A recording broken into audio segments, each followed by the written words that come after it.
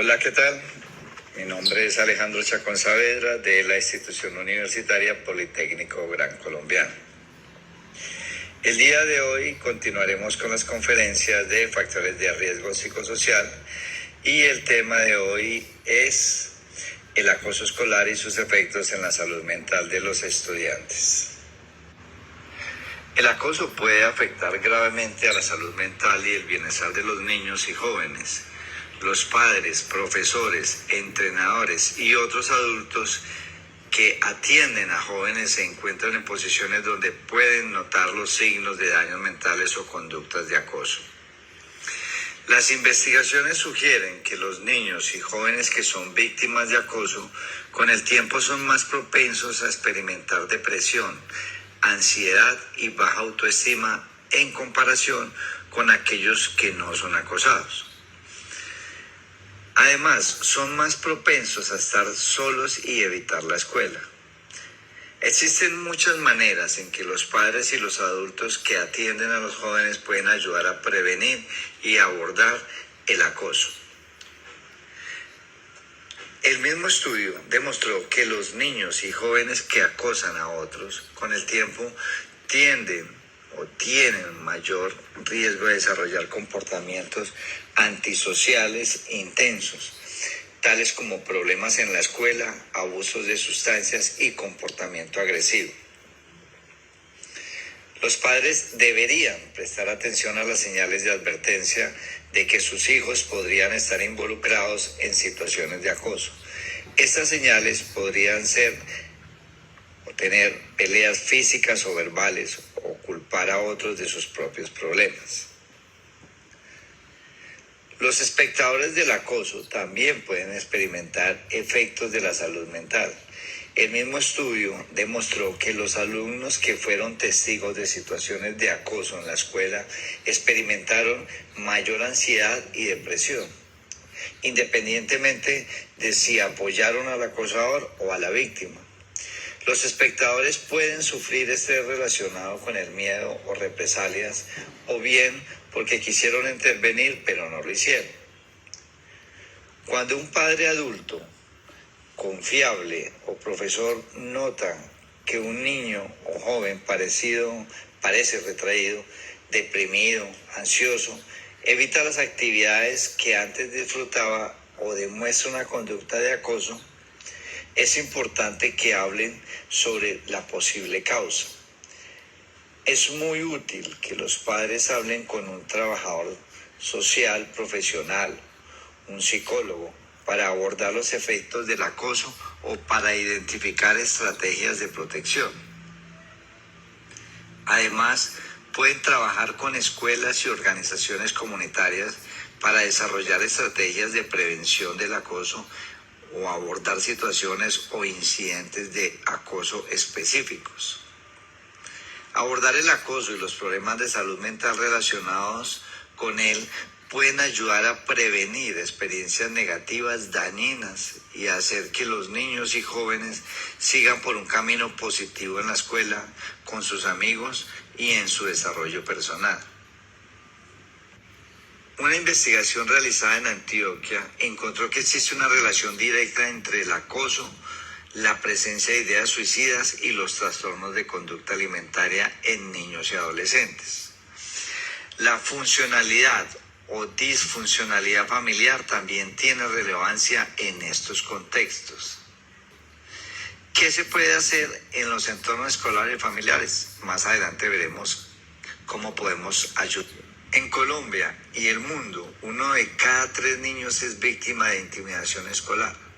La evidencia científica ha sugerido a lo largo de los años que diversos problemas de salud mental están asociados con el acoso. Sin embargo, este tema ha sido poco explorado en contextos regionales. El acoso, o también conocido como bullying, que es un término en inglés, se representa a través de una serie de conductas que se dan entre compañeros de manera repetitiva y que son incómodas para la víctima. Son intimidaciones, amenazas, burlas, agresiones físicas o verbales, rechazo y otras actitudes negativas. Estos episodios no son aislados ni esporádicos.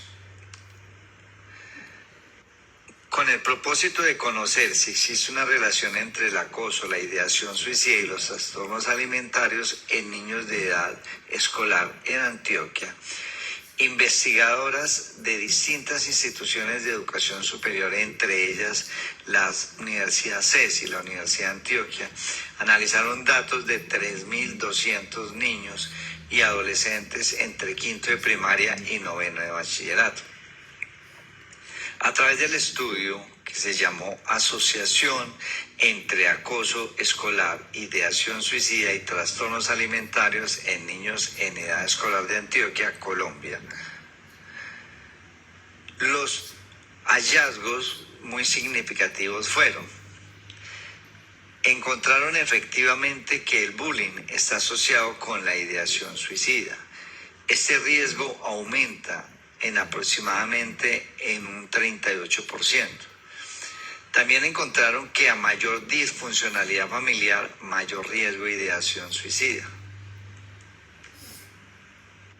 En familias funcionales, es decir, que tienen capacidad para resolver conflictos, permanentemente demuestran afecto y expresiones de apoyo a sus hijos.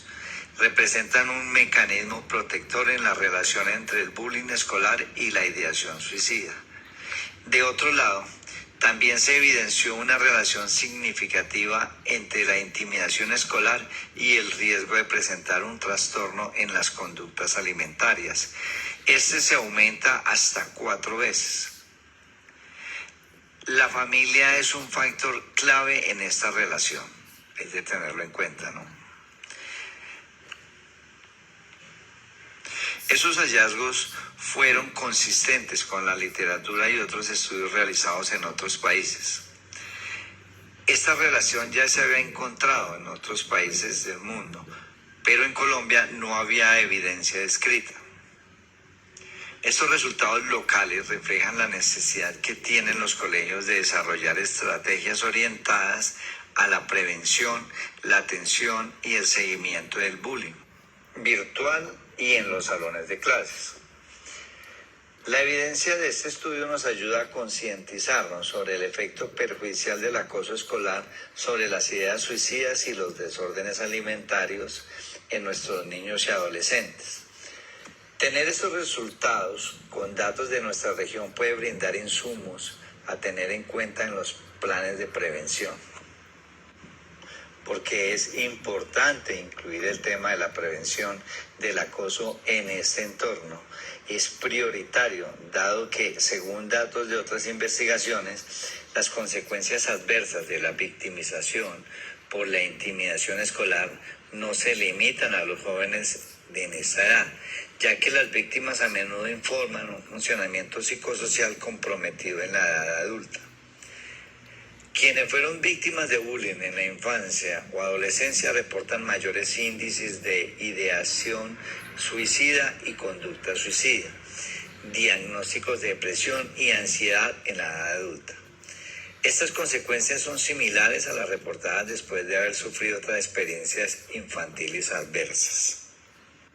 Bueno, y sobre las alteraciones de alimentación, los investigadores encontraron que los más frecuentes son la anorexia y la bulimia nerviosa, el trastorno alimentario compulsivo, el síndrome de rumiación, que quiere decir los pacientes regurgitan los alimentos, y el transporte de evitación o restricción de la ingesta de alimentos.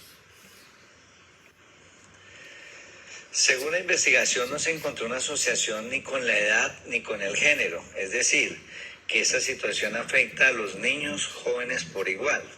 Sin embargo, otros estudios han demostrado que entre los 12 y los 15 años son las edades de mayor riesgo para ser víctima y tener ideaciones suicidas y trastornos de conducta alimentaria.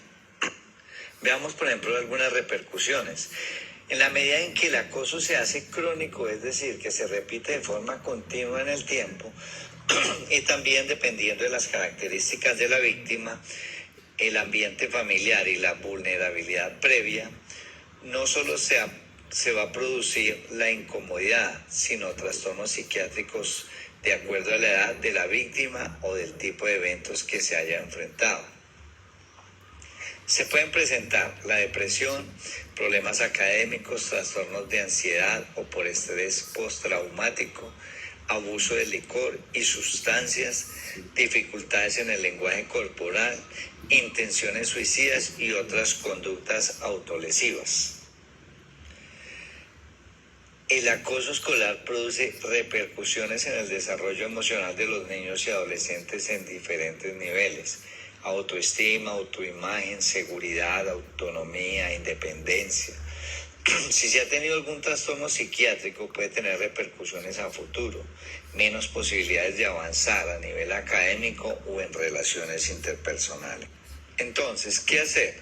Los expertos explican que en ocasiones el bullying pasa inadvertido tanto para los padres del niño o adolescente que practica el acoso escolar como para la víctima, pues las amenazas para no contar lo que está sucediendo hacen parte de este.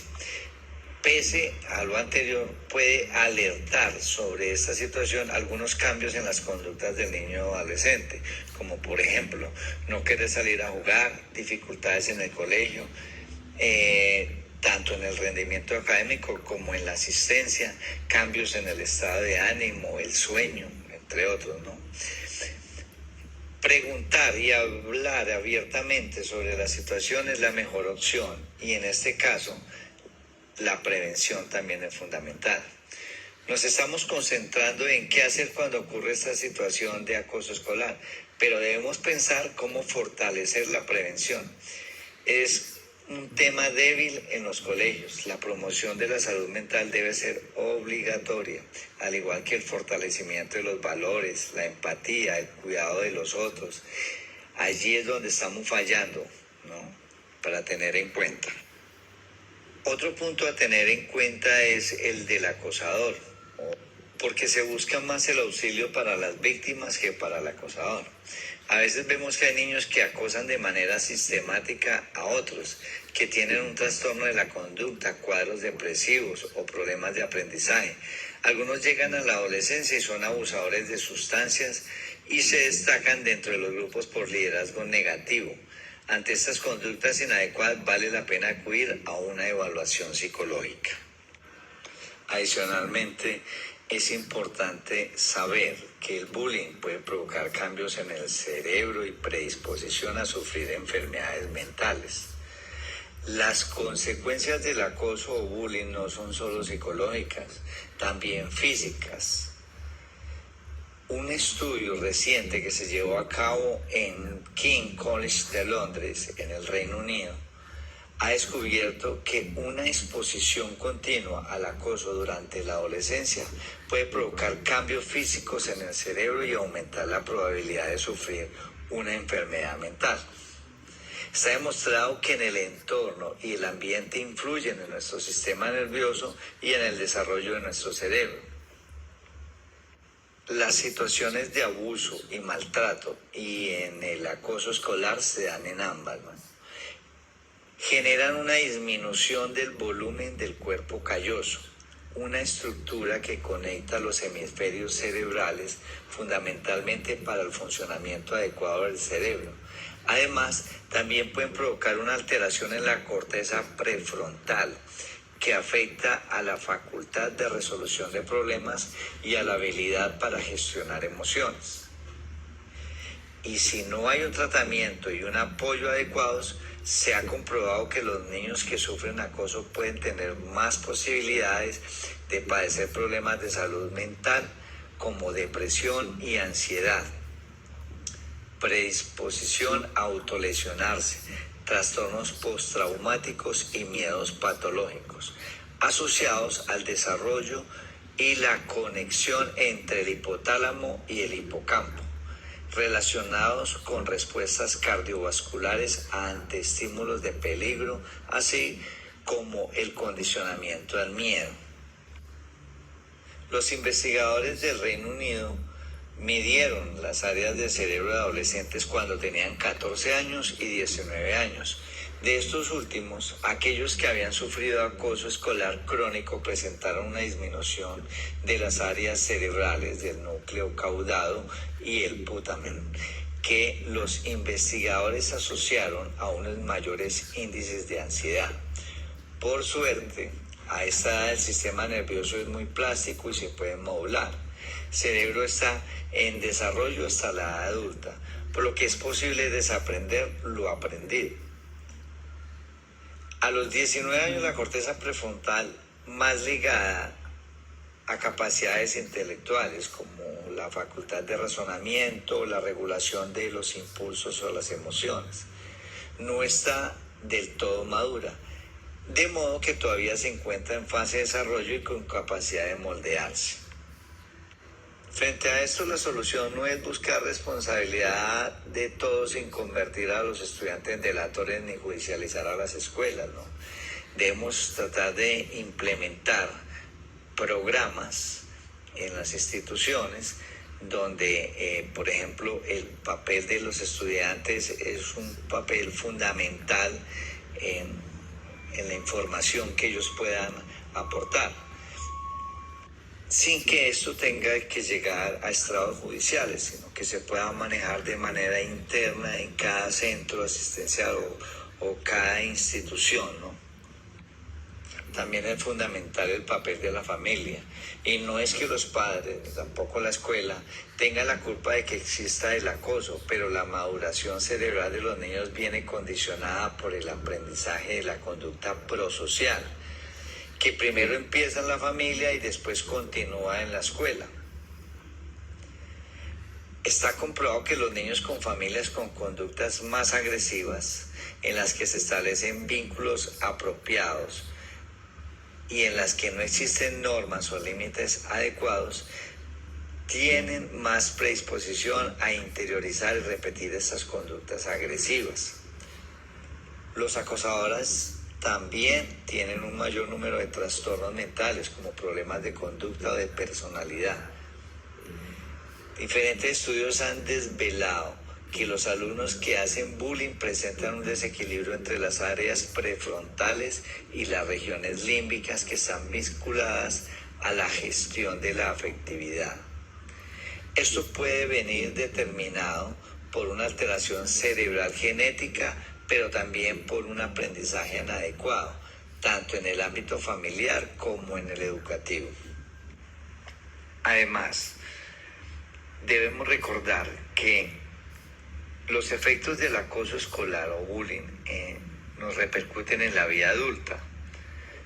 Por ejemplo, Javier es un muchacho de 30 años, graduado en Derecho, que vive con sus padres y que actualmente está en una situación de descanso, por decirlo así. No ha logrado ubicarse laboralmente. A Javier le angustia esta situación porque le gustaría vivir solo, trabajar en alguna oficina de abogados, tener una independencia y una autonomía. Resulta que el día de mañana tiene una entrevista de trabajo en una importante empresa de abogados. Y a pesar de sus deseos, está planteándose no ir. ¿Y por qué porque él cree que será perder el tiempo, ya que está seguro de que no lo van a seleccionar?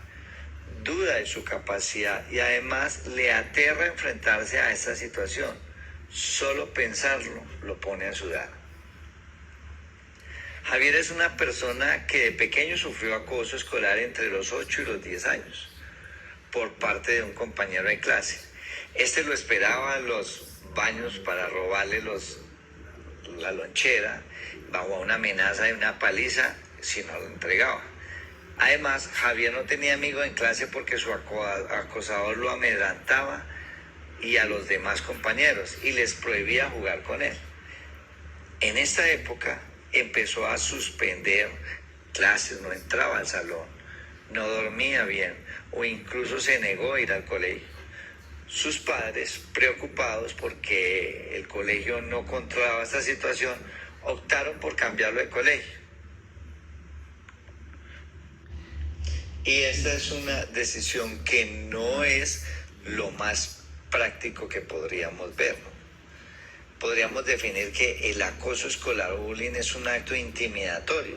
Y si bien el joven está intimidado, ¿por qué los padres tenemos que caer en ese juego? O sea, tenemos que ayudar a la institución a que esta situación no se siga presentando con otros alumnos o compañeros de nuestro hijo.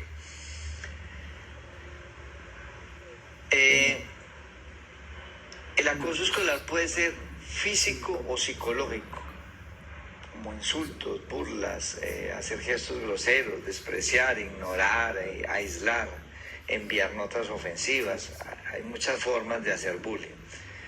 Y ese bullying tiene consecuencias a corto plazo, tanto para la víctima que lo sufre como para el agresor que lo infringe y los testigos que lo presencian, como lo hablábamos anteriormente. La víctima de acoso escolar sufre baja autoestima, actitudes pasivas, trastornos emocionales, problemas psicosomáticos, depresión, ansiedad, ideación suicida, desinterés por los estudios, un fracaso escolar, trastornos fóbicos, por ejemplo, fobia escolar. Y todas las que vimos anteriormente a nivel psiquiátrico. El agresor es irritable, impulsivo, intolerante, no tolera la frustración, intimida a sus iguales, tiene dificultades de convivencia con los demás niños, actúa de forma autoritaria y violenta y puede mostrar a largo plazo conductas delictivas. También los demás niños, los espectadores que presencian el acoso a diario, se sienten amedrentados por la violencia de la que son testigos, se sienten afectados, pudiendo provocar cierta sensación de que ningún esfuerzo vale la pena en la construcción de las relaciones positivas. Las consecuencias del acoso escolar en la vida adulta. Diferentes estudios han demostrado que en la vida adulta se siguen padeciendo las consecuencias negativas de haber sufrido acoso escolar en la infancia. Además, se ha demostrado que a más tiempo de haber padecido bullying, más intensa y duraderas son las secuelas negativas que deja el adolescente y en el adulto. Se deben distinguir entre desajustes psicosociales, que son sentimientos de infelicidad, bajo nivel de confianza y autoestima, desajuste escolar, bajo rendimiento académico, desmotivación para escoger futuro profesional. Aparecen problemas psicológicos, como son los síntomas psicosomáticos, trastorno de la ingesta, uso de sustancias tóxicas, ansiedad, depresión o ideación suicida. Aparecen síntomas psicóticos. Estudios han demostrado que los niños que han sufrido acoso escolar tienen más probabilidades de sufrir alucinaciones auditivas o visuales, delirios o ideación paranoide de la adolescencia.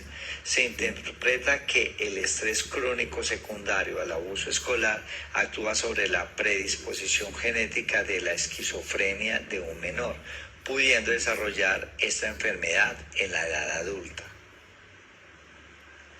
También existen consecuencias que alcanzan la etapa adulta para los agresores. Si estos mantienen una actitud de dominio con respecto a los demás, ya que tendrán menos posibilidades de desarrollar habilidades sociales adecuadas para establecer relaciones adaptativas de amistad o de pareja. En los casos más graves, estas conductas agresivas y autoritarias mantenidas a lo largo de los años en diferentes ambientes hacen más probable un perfil delictivo en la vida adulta. Asimismo, los espectadores también sufren las consecuencias de haber vivido en un entorno regido por el abuso y el maltrato. Dichos espectadores en la vida adulta pueden mostrar tendencia a la insensibilización ante el sufrimiento de la víctima o generar la creencia de que la violencia es inevitable, como la implicación emocional que ello implicaría en sus relaciones interpersonales. Bueno, y hasta aquí llegamos con esta charla. Muchas gracias y los invito a nuestra próxima conferencia El tema será de factores de riesgo psicosocial. Continuamos con las conferencias y trataremos el tema de la violencia en el aula como factor de riesgo psicosocial en el sector educativo.